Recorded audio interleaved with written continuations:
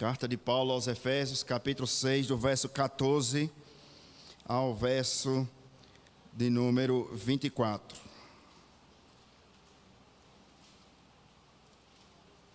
Efésios, capítulo 6, versículo 14 ao versículo de número 24.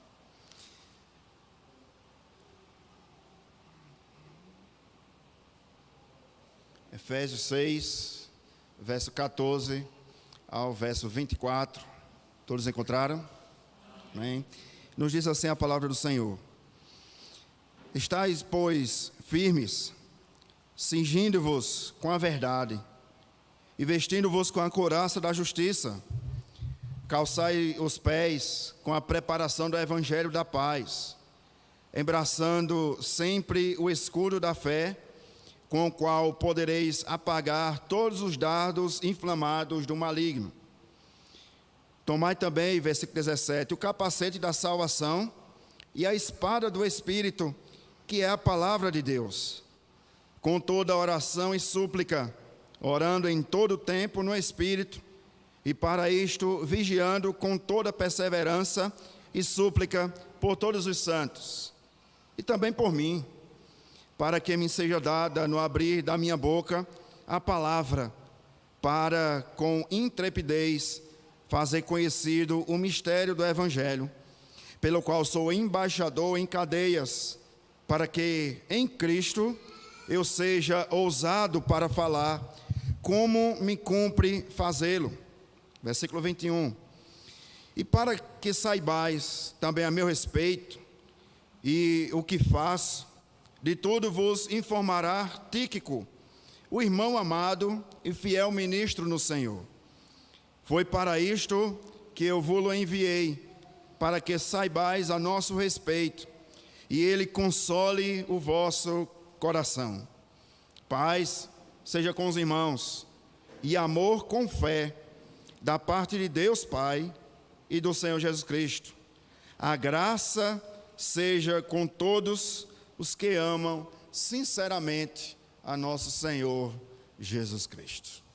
Até aqui a leitura do texto. Vou convidar você a mais uma vez orarmos juntos, fechar os seus olhos, curvar a sua cabeça, termos uma breve palavra de oração nesse instante. Senhor, nós te louvamos, nós te bendizemos, agradecemos, ó Deus, por esse tempo precioso. Obrigado, Deus, por essa carta, por tua palavra, pelo teu povo, pela tua santa e gloriosa presença. Obrigado porque ele ressuscitou e está vivo. E essa é a nossa esperança, e esse é o objetivo de estarmos aqui, prestarmos um culto racional a um Deus que é vivo, que é poderoso para fazer infinitamente mais de tudo aquilo que nós pedimos ou imaginamos.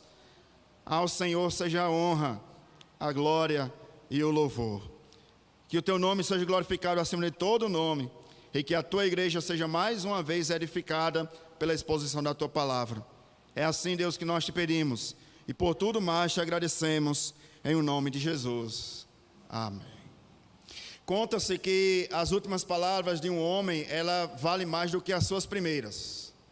Alguns papais e algumas mamães ficam inquietos para saber qual vai ser a primeira palavra do bebê, se ele vai falar primeiro mamãe ou se ele vai falar primeiro papai.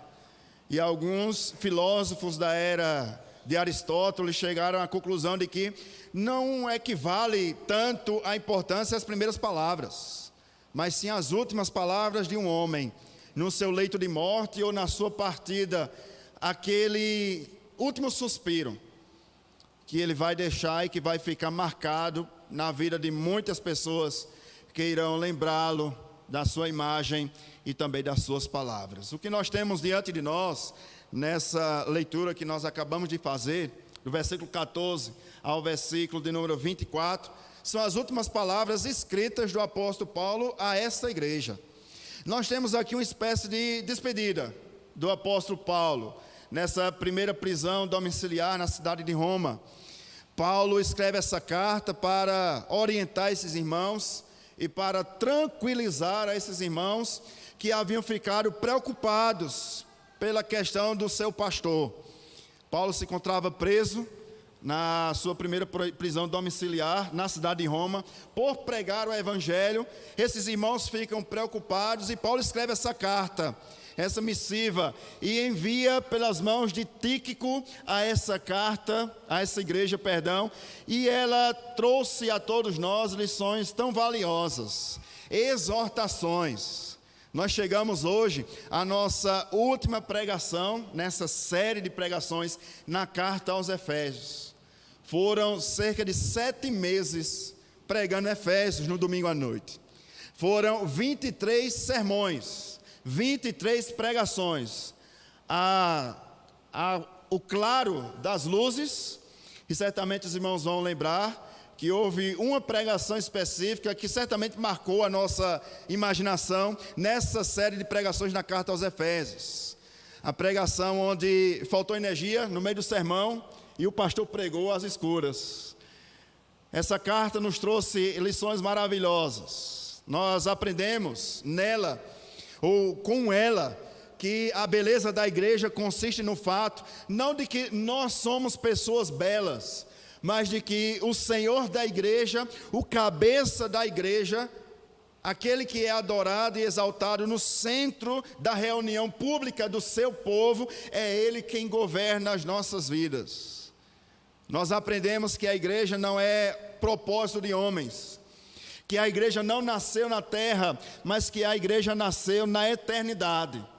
Deus planejou a igreja, Deus nos escolheu antes da fundação do mundo, nos predestinou para sermos dele. Cristo Jesus pagou o preço quando deu a sua vida, derramando o seu sangue precioso naquela cruz do Calvário para nos comprar, para pagar o preço por aqueles que o Pai havia escolhido e predestinado, e o Espírito Santo nos selou.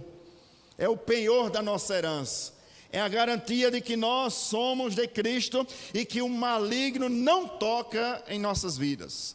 Tudo o que acontece conosco está seguindo um propósito, está seguindo uma agenda, a agenda do próprio Deus. E não há nada e não há ninguém que possa nos separar do amor de Deus que está em Cristo Jesus.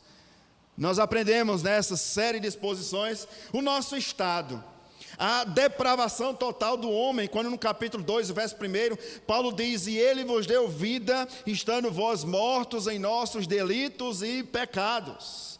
Essa era a nossa realidade, estávamos mortos, mas aprove a Ele nos dá vida.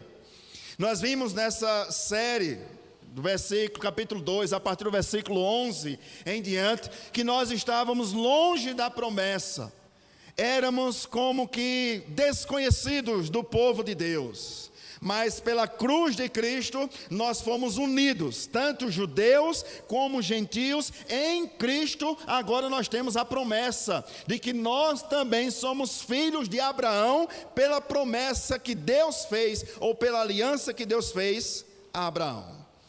Nós somos o povo bendito do Senhor. Lembra que em Gênesis capítulo 12, quando Deus chama Abraão, Deus faz uma promessa a ele: e em ti serão benditos ou abençoadas todas as famílias da terra. E por meio de Cristo, da cruz de Cristo, nós também pela fé recebemos e nos apropriamos dessa promessa. Paulo termina o capítulo 2 orando pela igreja.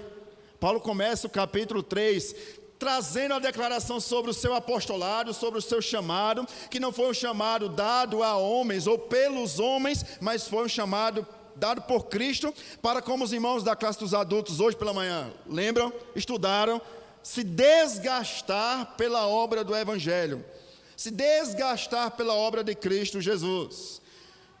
Paulo conclui o capítulo 3, iniciando o capítulo 4, que é a segunda parte da carta de Paulo aos Efésios, dizendo, e na verdade pedindo, fazendo um clamor.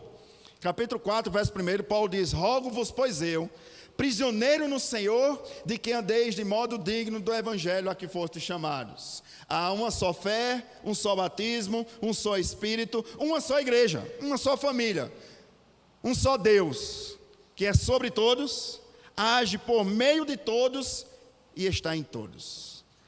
Paulo havia exortado aqueles irmãos para que eles pudessem caminhar em santidade, uma vez que nós fomos resgatados da nossa vã maneira de viver, nós não podemos mais andar como andávamos outrora, nós fomos resgatados, logo nós somos nova criatura.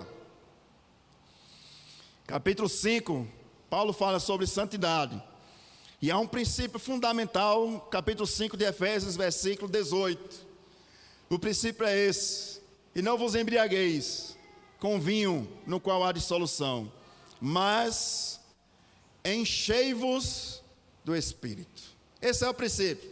Todo crente que foi resgatado, transformado, comprado, justificado, ele não anda mais como outrora, ele é alguém cheio do Espírito Santo.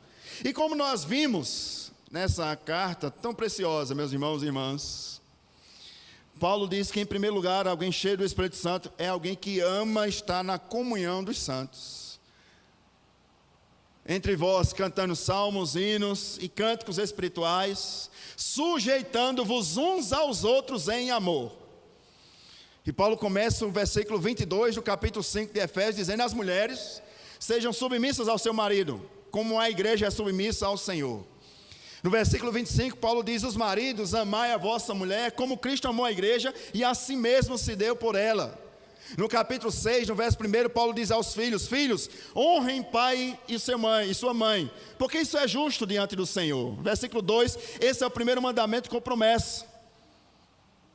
Pais, versículo 4, criai os vossos filhos na admoestação e na disciplina do Senhor.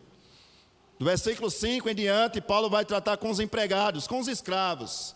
Obedecei a vosso Senhor na carne, porque isso é justo, não dando um mau testemunho, pelo contrário, sejam zelosos para com o testemunho de vocês. E Paulo conclui esse capítulo 5 e o início do capítulo 6, dizendo: senhores, honrem os seus escravos, porque lembrem, o senhor do seu escravo também é o seu senhor.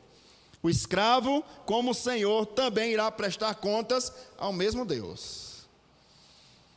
Capítulo 6 de Efésios, versículo 10, Paulo diz: no demais, quanto ao mais, fortalecei-vos no Senhor e na força do seu poder.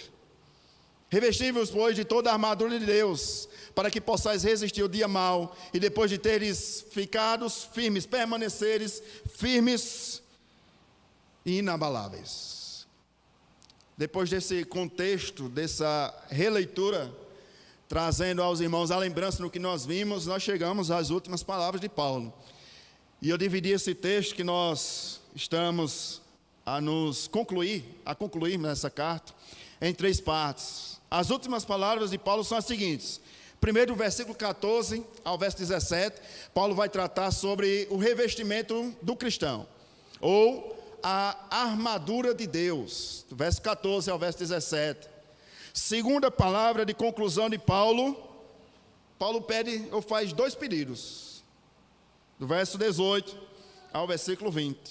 E por fim, concluindo, nós temos uma saudação final, do verso 21 ao versículo de número 24. Vejamos, meus irmãos, as últimas palavras de Paulo.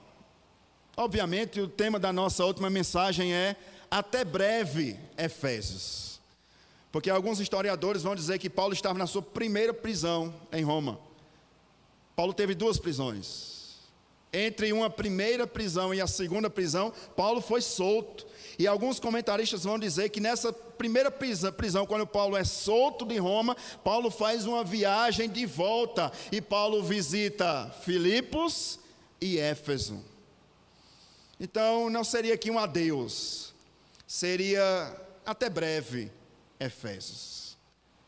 Vejamos todos juntos as últimas palavras de Paulo. Olhe comigo o versículo 14 ao versículo de número 17. Paulo começa as suas últimas palavras dizendo sobre as armaduras de Deus. Olha o que diz o versículo 14 ao verso 17. Estais, pois, firmes, cingido-vos com a verdade e vestindo-vos com a couraça da justiça. Calçai os pés com a preparação do evangelho da paz, embraçando, versículo 16, sempre o escudo da fé, o qual podereis apagar todos os dardos inflamados do maligno. E por fim, a primeira parte, versículo 17, tomai também o capacete da salvação e a espada do Espírito, que é a palavra de Deus. Para que você entenda essas últimas palavras de Paulo, faz necessário compreender o contexto. Por que Paulo usou a armadura aqui? Lembra mais uma vez que Paulo estava preso na cidade de Roma, cercado por soldados romanos ao seu lado, na porta de entrada da sua residência e por todos os lugares daquela prisão. Uma vez que, se algum prisioneiro fugisse daquela prisão, o soldado que estava encarregado de guardar a vida do prisioneiro, ele iria pagar com a sua própria vida. Logo, o soldado teria que estar atento, vigilante. Pois bem, é nessa armadura do soldado romano que Paulo faz a contextualização da armadura que todo cristão deve colocar sobre a sua vida. E Paulo começa, são 5 armaduras, ou 5 armamentos que compõem essa armadura. O primeiro lugar que Paulo vai tratar sobre essa armadura, que todo crente deve se revestir, é sobre a verdade. No versículo 14 ele diz: estais, pois, firmes, cingindo-vos com a verdade. Essa palavra cingindo-vos traz a ideia de um cinto que o soldado romano colocava sobre si. Era um cinto que prendia todas as demais armaduras que colocava sobre ele.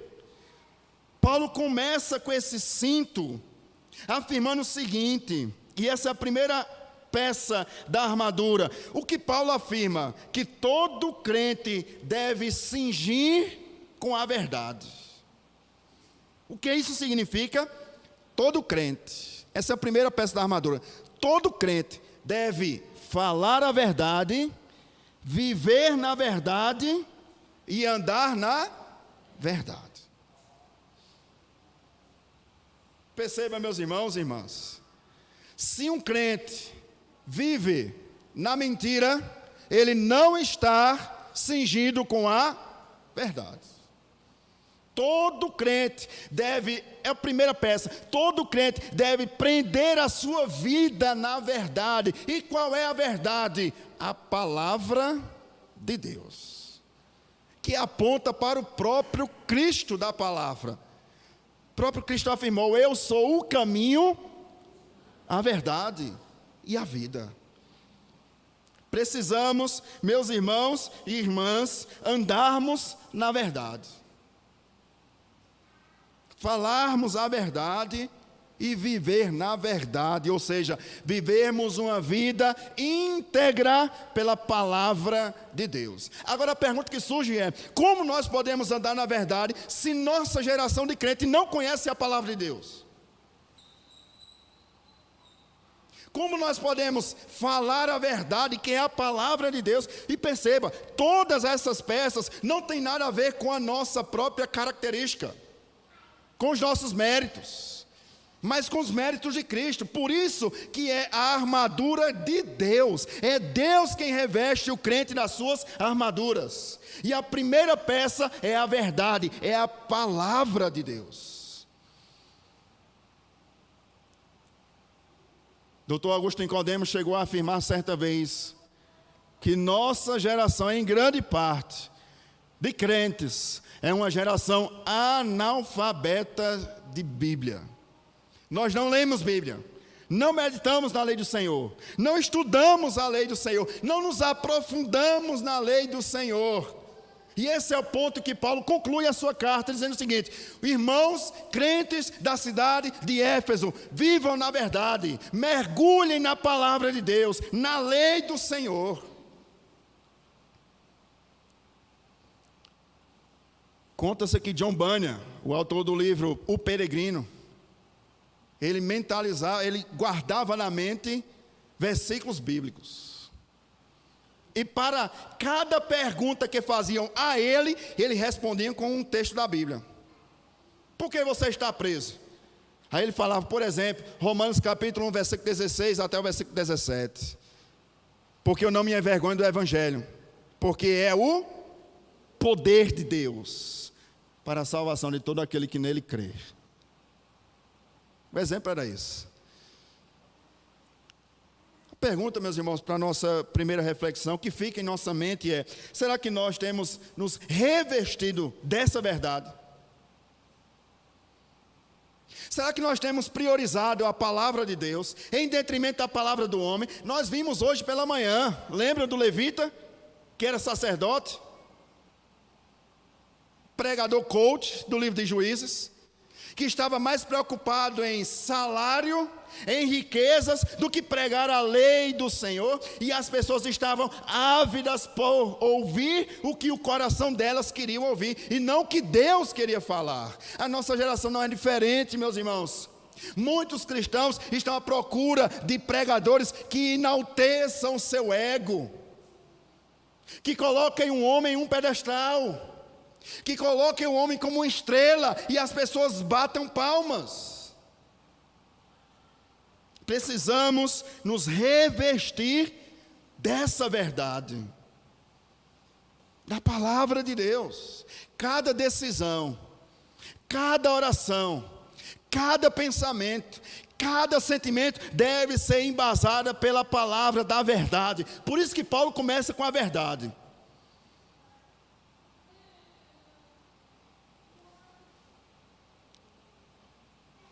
Segunda peça,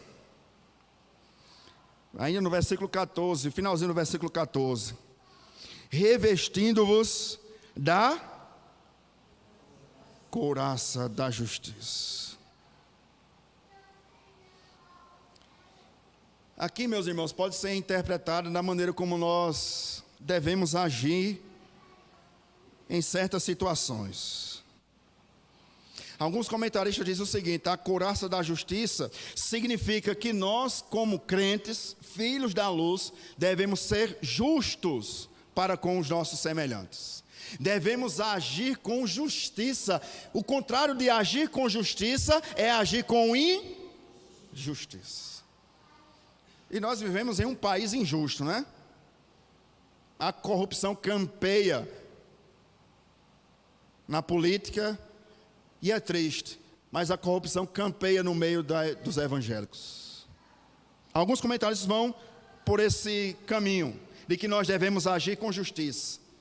Bem-aventurados justos de coração, porque verão a Deus. Entretanto, os reformadores entendem essa couraça da justiça como sendo a justificação que nós recebemos diante de Deus Pai pela obra de Cristo Jesus. E aqui eu queria que você deixasse aberto Efésios e fosse comigo, voltasse comigo para a carta de Paulo aos Romanos, capítulo 5.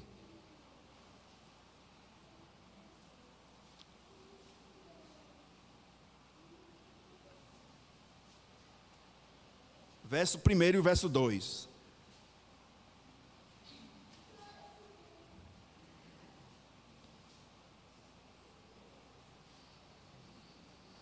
Romanos capítulo 5, verso 1 ao verso de número 2. Perceba que em Efésios, versículo 14, Paulo diz: vestindo-vos da couraça da justiça. Agora leiamos juntos o que Paulo diz no capítulo 5 de Romanos, verso 1 e o versículo de número 2. Vamos lá, todos juntos, a uma só voz? Justificados, pois, temos por intermédio, versículo 2, por intermédio de quem?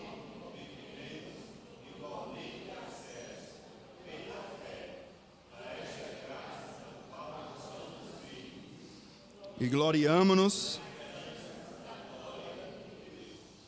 Vamos entender essa segunda interpretação, que os reformadores caminham por essa, e nós vamos caminhar por essa também.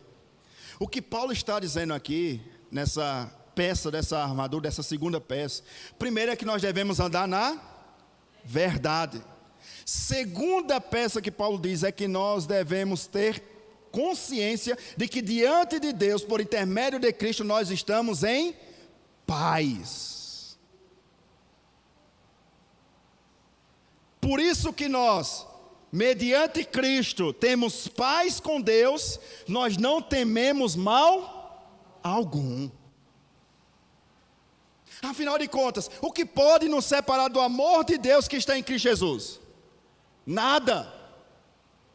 Nem a morte, nem a vida, nem os anjos, nem os principados, nem as potestades, nem coisas do presente, porque eu estou bem certo de que nada pode nos separar do amor de Deus que está em Cristo Jesus.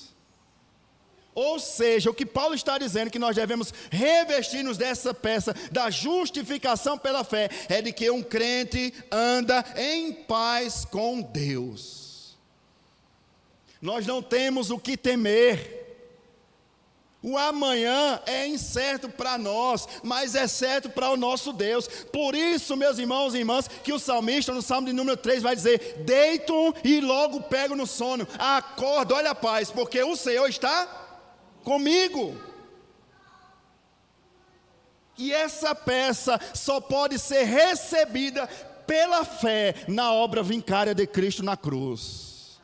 Não é mérito nosso, não é nada que você e eu possamos fazer para alcançar a paz com Deus. Não é cesta básica, não é boas obras, não é ações boas diante do nosso próximo que vai nos elevar à paz de Deus. Não, é por aquilo que Cristo fez na cruz. Por isso nós temos e andamos em paz. Somos luz. E o crente que anda na luz, as trevas não difamam. O crente que anda em paz com Deus, ele não se desespera. Você sabia disso? Um crente que anda em paz com Deus, justificados pela fé, ele não se desespera. Mas pastor, nós vimos semana passada, né? Pastor, estou enfrentando uma batalha, uma luta travada, pastor, na minha casa, na minha família. Mesmo assim, enfrentando lutas em casa, no lar, na família, nós temos paz. E essa paz que Paulo diz escrevendo aos Filipenses, capítulo 4, essa paz, ela excede qualquer entendimento. Essa paz que o próprio Cristo no Evangelho de João disse: eu vos dou a paz, a minha paz vos dou, não a paz que o mundo dá. Sabe por quê? Porque o mundo não tem paz, mas o crente que foi justificado em Cristo Jesus tem paz. Você consegue compreender? O mundo está um caos, mas o crente está em paz. O mundo está angustiado, preocupado, perplexo, mas o crente está em paz, porque ele sabe que não é ele que está no controle da sua própria vida, não é o governante desta nação quem controla a nossa vida, é o Deus Todo-Poderoso. É aquele que morreu, pagou o preço, mas ao terceiro dia ressuscitou. A nossa vida, está nas mãos dele. No Criador e sustentador de todas as coisas. Por isso, em primeiro lugar, ande na verdade. Firme a sua vida nessa palavra. Nessa palavra. Segundo lugar, ande em paz, vestindo-vos com a couraça, paz. Tenho paz.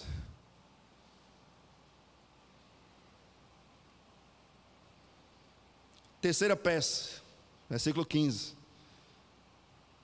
Calçai, volta para Efésios, talvez alguns ainda estão em Romanos. Efésios capítulo 6, versículo 15. Calçai os pés com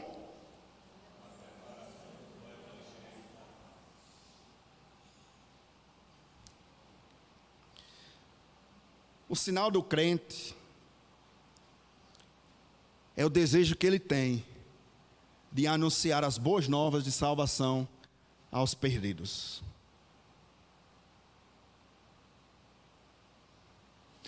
Charles Spurgeon afirmou certa vez que aquele que diz que é crente, que nasceu de novo e não deseja pregar o evangelho para ninguém, ele é um campo missionário.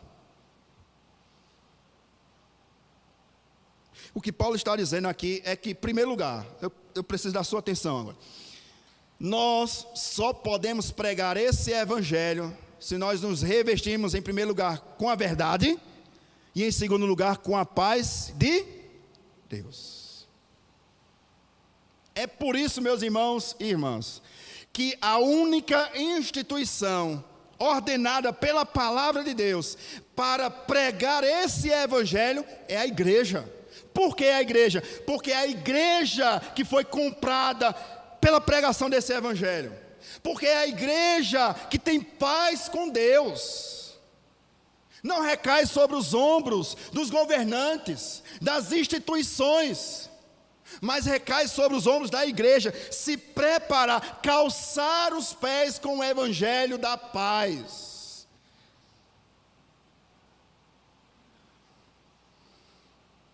Romanos capítulo 10, Paulo vai fazer a seguinte pergunta: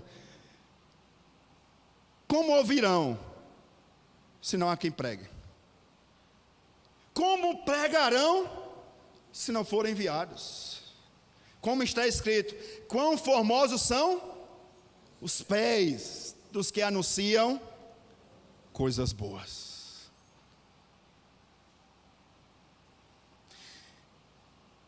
O crente que anda na verdade e que tem paz com Deus, ele está disposto a comunicar as boas novas de Cristo àqueles que ainda não conhecem a Cristo.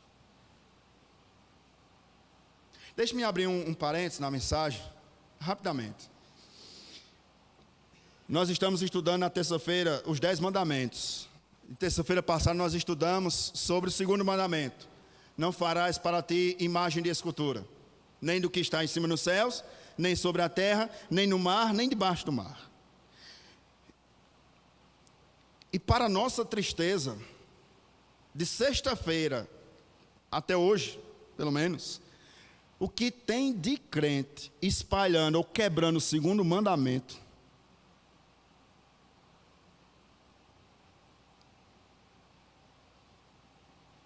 desconhece a palavra de Deus, mas quer pregar o evangelho. Qual é o ponto que eu queria trazer com essa ilustração? Quebrando o segundo mandamento, crente, que nós vimos terça-feira passada. Imagem de Jesus, até para criança, é pecado. Você sabia disso? É quebra do segundo mandamento. Por que eu estou trazendo essa ilustração? Porque o mundo festeja a ressurreição de Cristo somente nesse período, considerado Semana Santa, da sexta-feira até hoje. Hoje o mundo parou, inclusive aqueles que nem acreditam em Cristo, não é? Todo mundo festejando, Jesus ressuscitou. E talvez você viu essa cena, essa imagem nas redes sociais. Jesus ressuscitou, mas amanhã parece que Jesus está morto ainda. Porque muitos comemoram, Jesus ressuscitou somente na Semana Santa, mas durante todo o ano parece que Jesus não é o Senhor da sua vida. Nós só podemos calçar os pés com a preparação do evangelho da paz, se nós tivermos paz com Deus, não somente um final de semana, mas todos os dias da nossa vida. Cristo como Senhor e Salvador da nossa vida.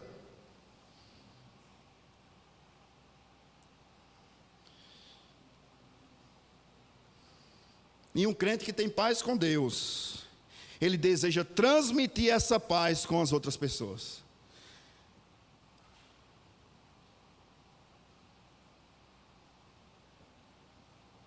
Desconfie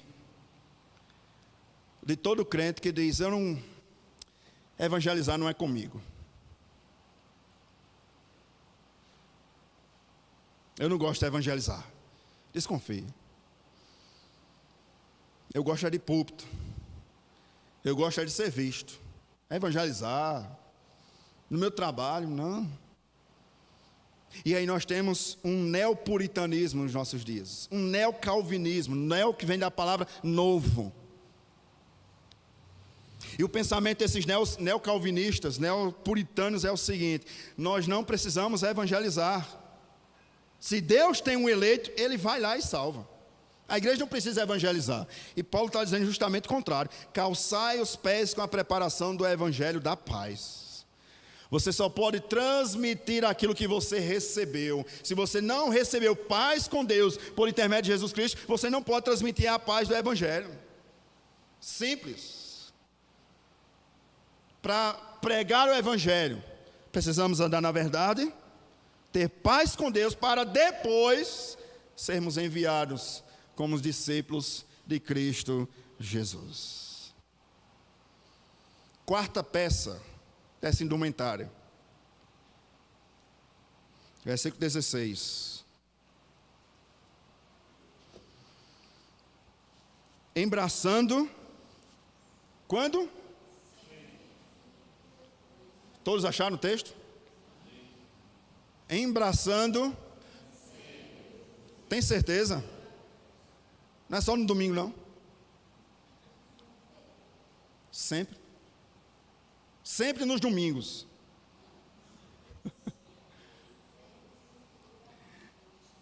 Embraçando sempre o escudo. Por quê? Ele continua dizendo: com o qual podereis apagar todos os dardos inflamados do maligno. Uma das armas mais perigosas e letais nesse contexto, e no contexto do Antigo Testamento, era justamente aquelas flechas que na ponta dela tinha tochas. E que eram arremessados, que ultrapassavam as muralhas, por mais alta que fosse. Por quê? Porque essas flechas, esse tipo de flecha que tinha uma tocha na ponta, ela não somente matava o indivíduo, mas ela ateava fogo.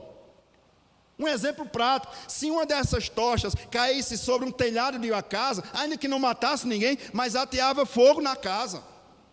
E as pessoas tinham que sair de dentro das muralhas, e ao saírem das muralhas, seriam mortos. Por que Paulo vai usar esse exemplo das flechas que haviam fogo na ponta dessas lanças, que eram lançadas contra o inimigo? Porque o escudo serviria justamente para proteger o soldado desse tipo de flecha.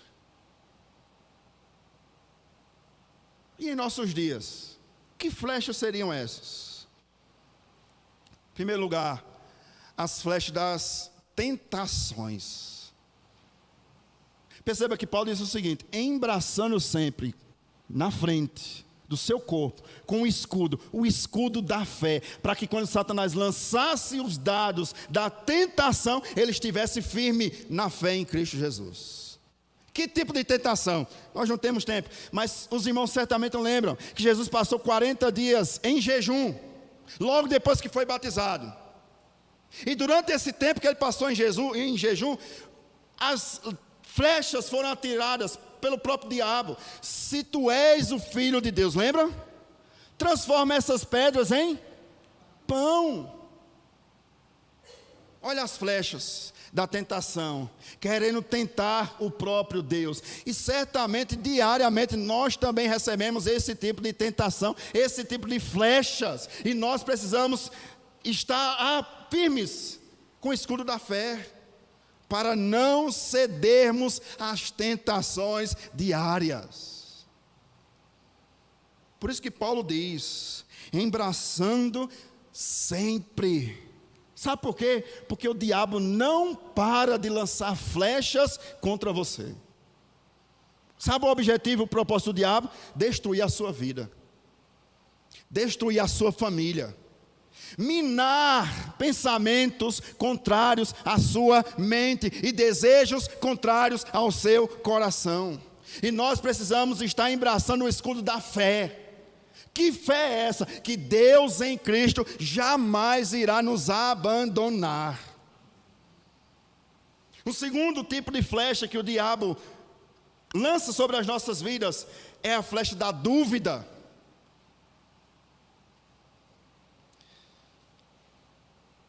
da desconfiança. Que tipo de dúvida? Você já enfrentou dias difíceis, da qual você pensou, eu agora estou só. Todos me abandonaram, fazer igual a Paulo, né? Todos me abandonaram. Aí Paulo parece que estava enfrentando essa flecha da dúvida. Todos me abandonaram, só que Paulo embraçou o escudo da fé e disse, não, Lucas está comigo. Lucas está aqui, já não estou só. Olha o alívio. Nós precisamos estar fortalecidos, a nossa fé precisa estar fortalecida, para que nós não venhamos desvencilhar do caminho, para que nós não venhamos tomar atalhos na trajetória cristã. É a fé, meus irmãos, que nos sustenta nos dias difíceis. E nós precisamos estar embraçando sempre o escudo da fé. É a fé, meus irmãos, quem nos sustenta quando nós pensamos em desistir. É a fé quem nos fortalece nos caminhos apertados da vida. Isso significa que a fé é uma estreita relação pessoal com Cristo Jesus. Como está a sua fé? Talvez você esteja como aqueles discípulos no barquinho, lembra? Estão no barco, Jesus foi orar e eles estão passando uma tempestade em alto mar. Um olha para o outro e diz, agora vamos perecer. De repente Pedro olha na escuridão das águas, lá vem Jesus andando por sobre as águas. É a tempestade das nossas vidas. E Pedro disse, se é o Senhor mesmo, manda-me ter contigo, andando por cima das águas. O que Jesus disse? Vem. Pedro sai do barco e anda por cima das águas. Agora há um ponto aqui. Pedro andou por cima das águas enquanto Pedro estava focado em Cristo. Percebe a fé? Nós iremos caminhar, não por causa da nossa força, mas enquanto o nosso alvo, o nosso objetivo, o nosso propósito, o nosso foco for Cristo. Quando Pedro deixou de olhar para Cristo, ele afundou. Jesus estende a mão, segura Pedro, os dois entram num barco e Jesus disse a Pedro, homem de pequena fé. Homem de pequena fé. Um outro relato que nós temos, Marcos capítulo 4, a partir do versículo 35. Os discípulos estão no barco novamente, uma tempestade, e Jesus, diz o texto, está na polpa dormindo. Os discípulos desesperados, mestre, mestre, não te importa que pereçamos? Jesus se desperta, diz ao mar, acalma-te, ao vento emudece, e logo fez grande bonança. Jesus olha para os discípulos e diz, homens de pequena fé. Porque nós precisamos embraçar-nos sempre o escudo da fé. Porque quando os nossos olhos saírem de Cristo, nós iremos naufragar. Nós iremos naufragar. Quinta peça.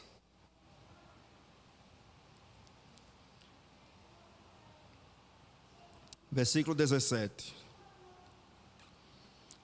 Tomai também o capacete da salvação, que é a palavra, aqui duas partes. Quinta peça, tomai também o capacete da salvação. Obviamente, capacete para proteger a cabeça. Mas o que nós temos aqui é uma proteção na mente. Quando nós tomamos o capacete da salvação, a proteção da mente, os dados inflamados não irão atingir a nossa mente. Por isso Paulo adverte, devemos guardar e proteger a mente. Aqui há um outro ponto importante que os reformadores não deixaram passar batido. A certeza da salvação, que deve estar implantada em nossa mente.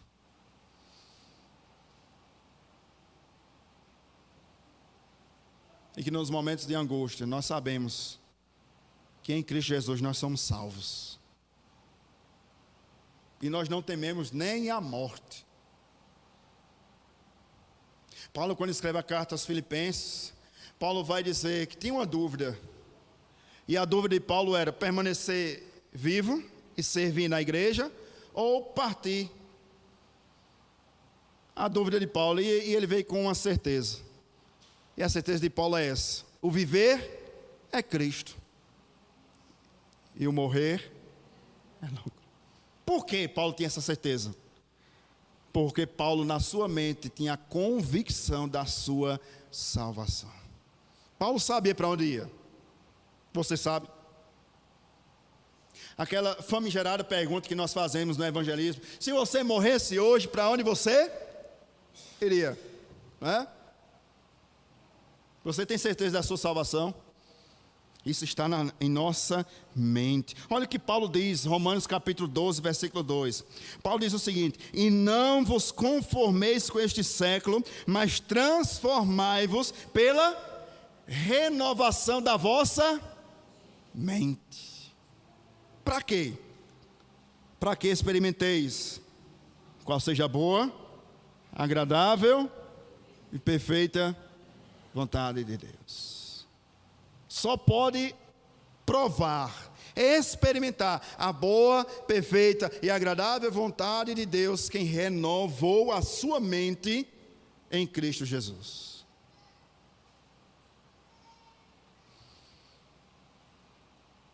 A salvação só em Cristo. Por isso que ele diz: o capacete da salvação é a certeza de que Cristo, olha a certeza, Cristo pagou todos os meus pecados na cruz. E eu não preciso fazer mais nada para obter a salvação. Eu não preciso fazer absolutamente nada. Não há mérito em mim mesmo que eu obtenha a salvação. É mérito dele. E eu confio nele, na obra dele, na morte, na ressurreição de Cristo Jesus. Esse é o capacete da salvação. É a certeza de que todos os meus pecados, passado, presente e aqueles que eu irei cometer no futuro, todos eles já foram perdoados na cruz do Calvário. A dívida que era contrária a nós foi cravada naquela cruz. E quando Cristo bradou, tetelestai, está consumado, ele estava dizendo: todos os seus pecados estão perdoados. Você é livre. Livre nele. A salvação, a libertação e o perdão dos nossos pecados nele, Cristo. Por fim, sexta peça que nós já lemos, e a espada do Espírito, que é a palavra de Deus. De todas as peças, a única que serve para lutar é a palavra de Deus. É a espada. Todas as demais peças servem para proteção, mas a espada é a única que serve para o combate. Você percebeu que nenhuma dessas peças se encontra pelo seu próprio mérito? Andar na verdade. A palavra de Deus. A certeza da salvação obtida na cruz do Calvário. Ele quem nos dá essa certeza. Ele quem nos propicia essa garantia. E essa é a convicção que nós temos. De que a nossa vida não se encontra ou não está firmada em nossa própria palavra ou em nossa própria força, mas na palavra de Deus. E perceba, há apenas uma única espada. E Paulo diz: essa espada é a palavra de Deus. Você consegue imaginar? Paulo começa a armadura de Deus, começando pela verdade de Deus, que é a palavra. Nós devemos estar, andar, falar e viver na palavra. E Paulo conclui essa armadura com a palavra. Com um cinto, que é a palavra, que prende todas essas peças. E a espada, que é a palavra de Deus. Será, meus irmãos e irmãs, que nós temos meditado nessa palavra? Será que o nosso coração se encontra firmado nessa palavra? Primeiro ponto, as últimas palavras de Paulo, justamente essas. Segundo ponto, eu queria ver com os irmãos, como Paulo conclui sua segunda palavra final. Do versículo 18 ao versículo de número 20. Perceba as últimas palavras de Paulo. Na verdade, são dois pedidos que ele faz. Vamos ler todos juntos? Efésios 5, 18 a 20. Com toda...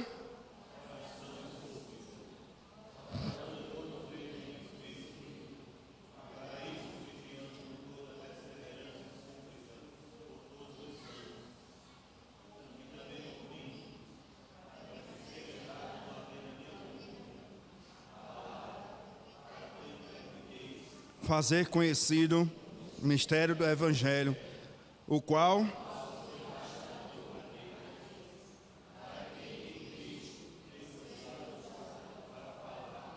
como me cumpre fazer.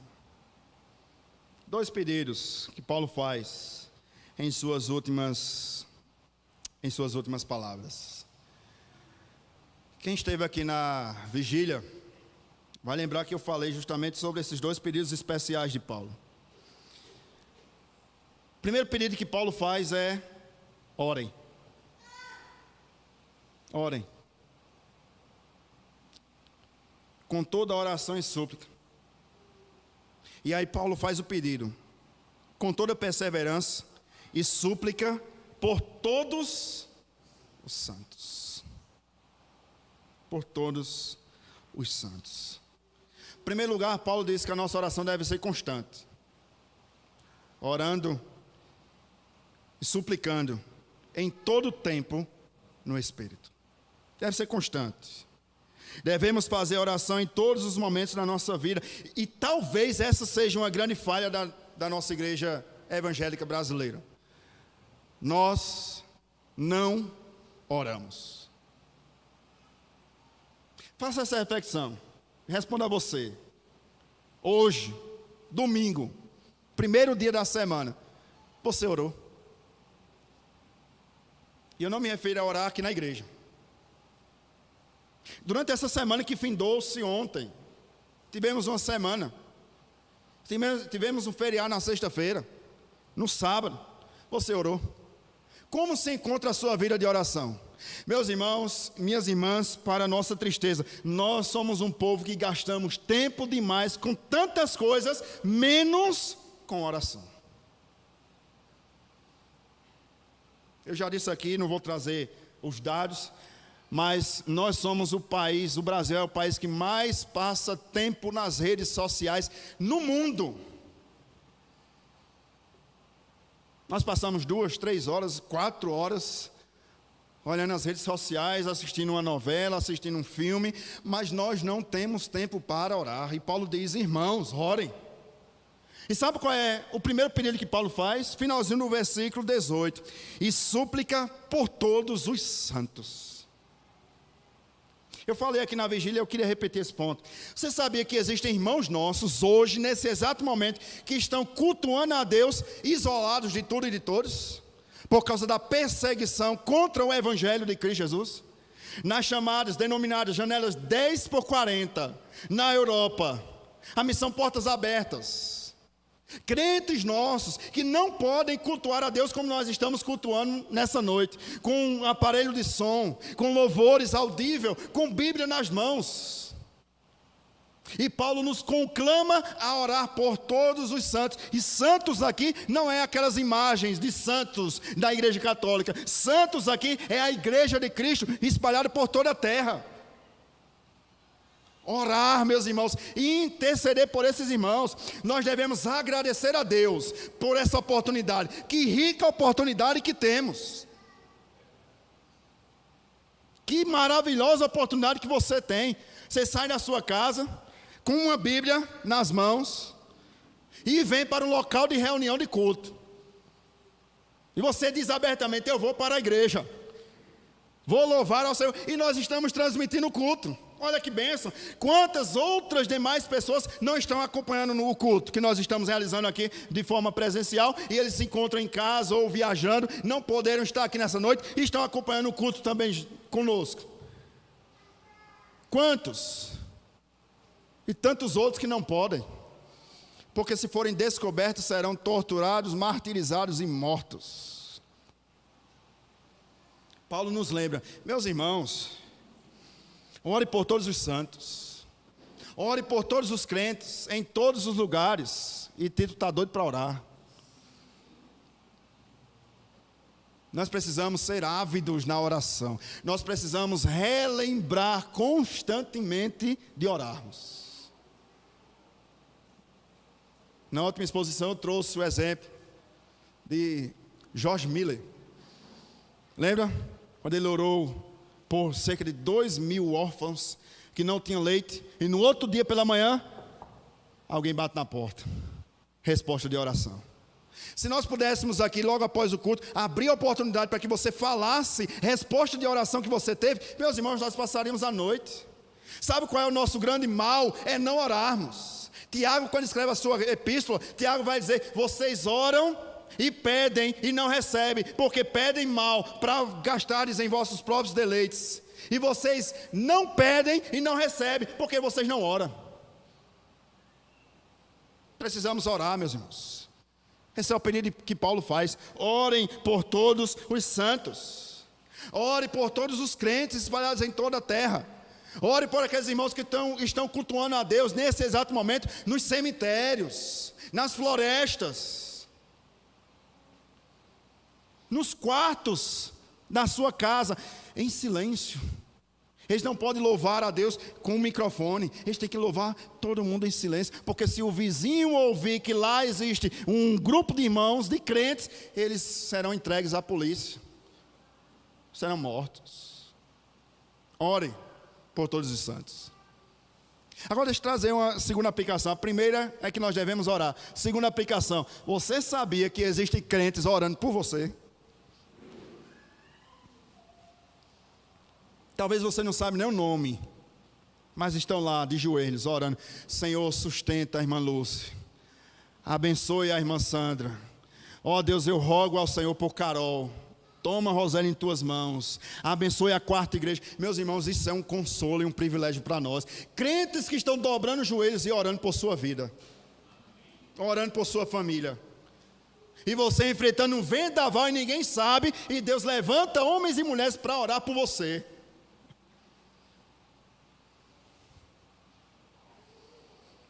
Segundo pedido de Paulo. Primeiro é: ore por todos os santos. Segundo pedido de Paulo, o início do versículo 19. E também por mim. Esse é o ponto que me chama a atenção. Porque Paulo era apóstolo, não é? Paulo era um plantador de igreja. Paulo escreveu 13 cartas do Novo Testamento, presbítero Carlos. A gente poderia olhar para a vida de Paulo e dizer: isso é um crente de verdade, é um super crente, não é? Olhar para a vida de Paulo com esse currículo vitae. Onde Paulo chegava, pregava o evangelho, Deus fazia a obra, pessoas se convertiam. A gente vê, por exemplo, o contexto da igreja de Filipos, no livro de Atos dos Apóstolos, de Efésios, perdão, quando Paulo chegou na cidade de Éfeso, pregou o evangelho, aqueles que eram videntes, feiticeiros, trouxeram seus livros de feitiçaria até a praça pública da cidade de Éfeso e queimaram. Se converteram ao evangelho, mudaram de vida. Paulo Se fôssemos olhar a vida de Paulo, Paulo era um teólogo sem igual, inigualável, incomparável. Paulo tinha um arcabouço teológico. Ele estudou teologia aos pés de Gamaliel. Gamaliel foi aluno de Halel. Halel foi o sumo sacerdote da época. Você imagina? Sumo sacerdote Rael, que teve por aluno Gamaliel, e o aluno de Gamaliel, Paulo. Teologia pura, 24 horas de teologia. Bíblia profunda, robusta. Sabe o que me chama a atenção? É de que Paulo, mesmo com esse currículo, pastor dessa igreja, Paulo faz um pedido: ore por mim. Ore por mim. Você consegue imaginar o pastor chegando aqui no domingo à noite, no púlpito, dizendo: irmãos, ore por mim. Eu relatei aqui na vigília. Eu meditava nesse texto para trazer o sermão dessa noite. E eu fiquei parado aqui, estagnado aqui no versículo 19, quando Paulo diz: também por mim, ore por mim. E eu postei nas minhas redes sociais, justamente esse versículo. Efésios 6:19, a parte A. Orem por mim. Aí teve uma pessoa que mandou uma mensagem no Instagram e disse: pastor, eu vou orar pela sua restauração.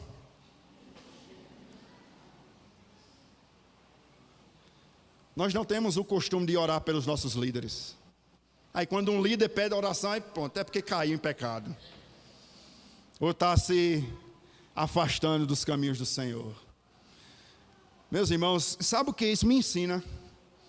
É que nós líderes carecemos das suas orações. Se Paulo, com esse currículo que eu trouxe, pediu oração, quanto mais eu. Ore por mim. Ore pelos seus líderes. Ore pelo conselho da igreja. Ore pelos diáconos. Pela junta diaconal. Charles Spurgeon, pastor batista do século XIX, considerado o príncipe dos pregadores. Na igreja de que Charles Spurgeon era pastor, presta atenção. Começava-se o culto 30 minutos, presta atenção, 30 minutos antes de começar o culto na igreja em que Charles Spurgeon era pastor, um grupo de mulheres, 30 minutos antes de começar o culto, o grupo de mulheres se reunia em uma sala em anexo para orar pela pregação e pelo pastor. 30 minutos antes. Você consegue imaginar na quarta igreja um grupo de voluntários, não é só mulher não, um grupo de voluntários chegar aqui de 5:30 da tarde no domingo. Diácono Clóvis, abra a igreja 5:30, porque vem um grupo de irmãos orar pela pregação e pelo pastor.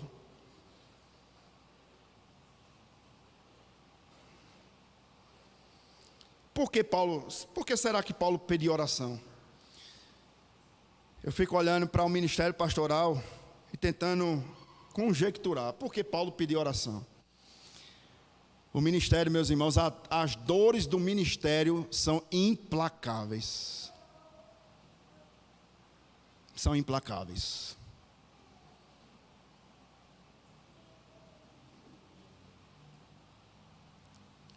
As lágrimas. O pastor também chora, você sabia? Certamente os presbíteros também. E há momentos que a gente para e pensa: meu Deus, o que é que eu estou fazendo?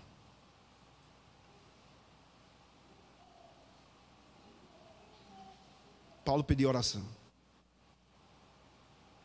Ore pelos seus líderes. Ore pela missionária do Carmo, que está lá no campo missionário. E eu conversava com ela, e ela chorava conversando comigo: pastor, peça à igreja para orar por mim, porque eu estou enfrentando dias difíceis na saúde dela. Peça à igreja para orar por mim.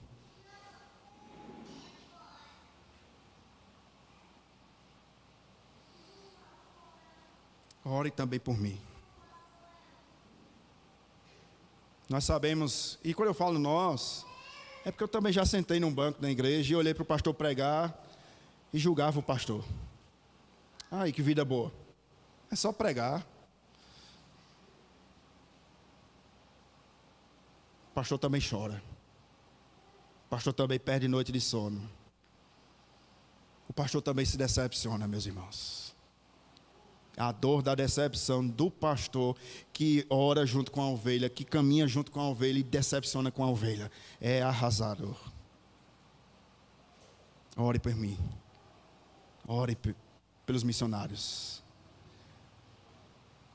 Como Paulo termina a sua carta? Pedindo oração. Última parte, terceira e última parte. Versículo 21 ao versículo 24. E para que saibais também a meu respeito, e o que faço, de tudo vos informará Tíquico, que é justamente quem levou a carta de Paulo à igreja em Éfeso. Olha a descrição de Tíquico. Irmão amado e fiel ministro do Senhor. Foi para isso que eu vou-lo enviei, para que saibais a nosso respeito, e ele console o vosso coração. Paz seja com os irmãos, e amor com fé, da parte de Deus Pai e do Senhor Jesus Cristo. A graça seja com todos os que amam, sinceramente, a nosso Senhor Jesus Cristo. Sabe o que é intrigante? Eu já estou no último ponto, terceiro e último ponto. O que é intrigante é que Paulo, mais uma vez com esse currículo que eu trouxe, Paulo presta conta da sua vida à igreja. E a gente vê nos nossos dias, tem crente que não presta conta da vida dele a ninguém. Tem uma liderança na igreja, mas não presta conta à liderança.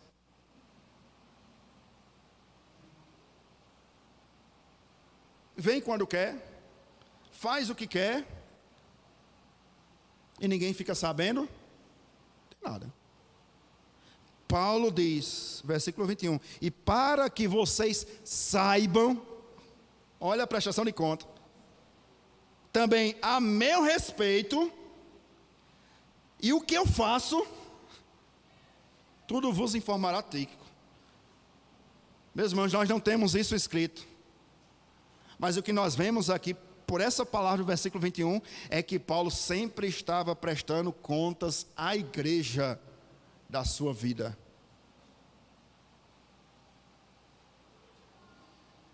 Membros da quarta igreja, vocês foram recebidos nessa igreja como membros e vocês responderam, você é submisso, será submisso à liderança dessa igreja, enquanto essa liderança for submissa à palavra de Deus, certamente você disse, mas não quer prestar contas. E Paulo estava aqui prestando contas. Como é que Paulo termina a carta? Prestando contas. Olha, não vai dar para escrever tudo, até porque nesse contexto aqui, tinta e papel era caro. Nesse contexto aqui, era caríssimo. Então Paulo só escreveu o que dava para escrever. Quando o dinheiro não deu mais, aí ele passou a informação a Tíquico, de boca, ó, chegue lá e diga isso, eu estou fazendo isso, aconteceu isso, e eu estou agindo assim, assim e assim. Ponto final.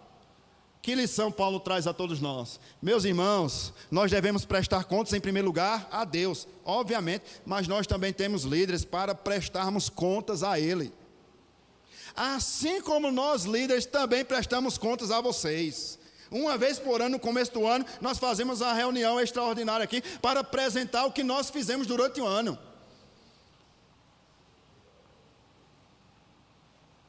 Por quê? Porque, em primeiro lugar, os membros, nós temos privilégios, mas nós também temos privilégios, mas nós também temos responsabilidade. Responsabilidade. Meus irmãos, a igreja não é assim de todo jeito. É a igreja de Deus.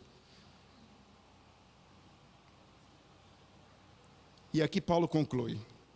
Olha a distinção que ele faz. No versículo 24. A graça seja com todos os que amam. Mas não é o que ama por amar. A graça seja com todos os que amam sinceramente a nosso Senhor Jesus Cristo. Eu posso estar no culto, adorar a Deus no culto e não amar a Deus sinceramente. A palavra no grego para sinceramente é a palavra grega sincera, que é de onde vem a nossa palavra no português sem cera. O que era cera? Máscara de cera. Você colocava no seu rosto uma máscara sorridente, mas por detrás da máscara você estava triste. E Paulo diz que nós devemos amar sem máscara, sinceramente, a nosso Senhor Jesus Cristo. Amar em espírito e adorar em espírito e em verdade. Como nós concluímos essa última exposição dessa noite? Convidamos os irmãos do louvor. Em primeiro lugar, primeira aplicação que nós tiramos do texto.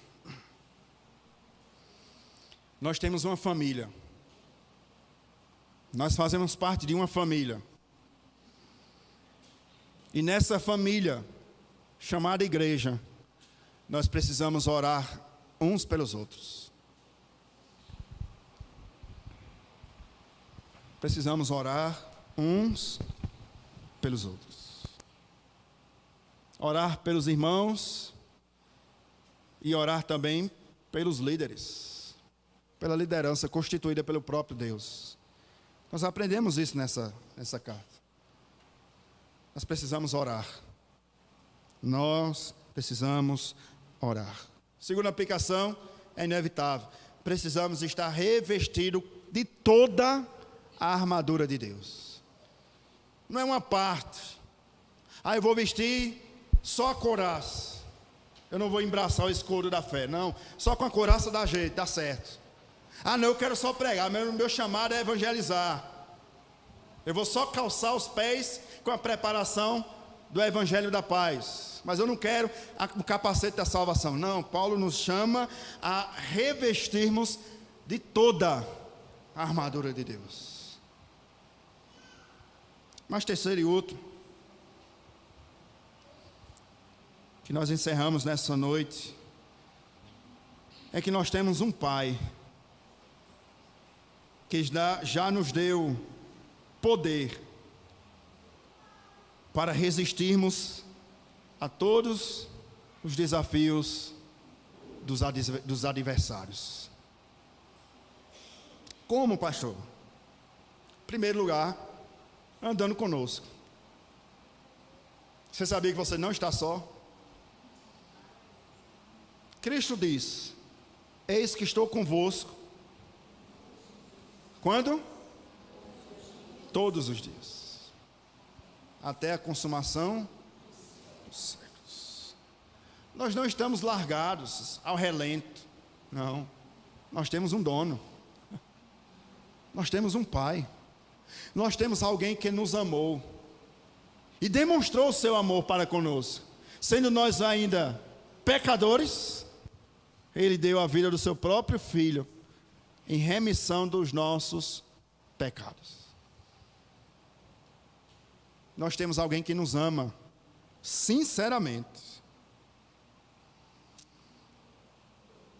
E é a Ele que nós devemos viver, falar, andar ou pensar. Meus irmãos e irmãs, essa carta nos ensina que a beleza da igreja consiste no fato de que a cruz está vazia, o túmulo está vazio, mas o trono no céu está ocupado. Somos dele. E é por isso que eu concluo nessa noite, essa nossa série de exposições, lendo o que Paulo escreveu em Efésios. Ora, aquele que é poderoso para fazer infinitamente mais do que tudo quanto pedimos ou pensamos, conforme o seu poder que opera em nós, a Ele a glória na igreja e em Cristo Jesus, por todas as gerações, para todo sempre. Amém. Ao final de tudo,